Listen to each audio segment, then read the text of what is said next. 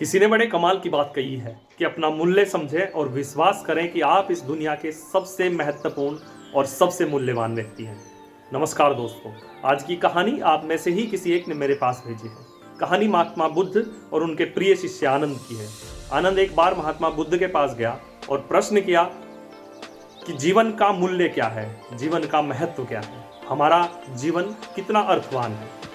भगवान बुद्ध ने उसे एक चमकता हुआ पत्थर दिया और कहा कि तुम बाजार में जाओ और सबसे पहले इसका मूल्य पता करके आओ, लेकिन ध्यान रहे इसे बेचना नहीं। वो पत्थर लेकर शिष्य बाजार में गया तो एक अमरूद वाला अमरूद बेच रहा था, उसके पास गया। जब उस पत्थर का मूल्य जाना, अमरूद वाले ने कहा कि मैं तुम्हें इसके बदले 12 अमरूद दे दूंगा। एक आलू वाले के पास गया तो उसने कहा कि इस पत्थर के बदले मैं तुम्हें 1 बोरी आलू दे दूंगा।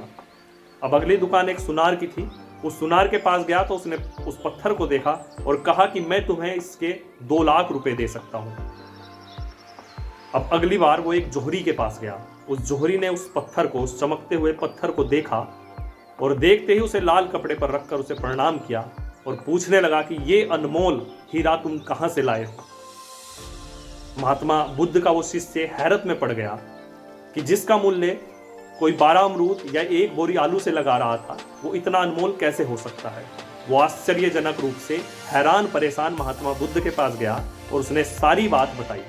महात्मा बुद्ध ने कहा कि हमारा जीवन भी इस पत्थर की तरह हीरे की भांति है, लेकिन हमारे जीवन का मूल्य सामने वाला अपनी समझ, अपने ज्ञान और अपनी जरूरत के हिसाब से लगाता है। इसलिए कोई अगर हमारे जीवन को अर्थहीन कहे तो ध्यान रहे कि हमारा जीवन अर्थहीन नहीं है, उसमें एक महत्व छिपा हुआ है, उसका एक मूल्य है, बशर्ते उसे देखने वाले का ज्ञान कितना है, उसे देखने वाले की समझ कितनी है।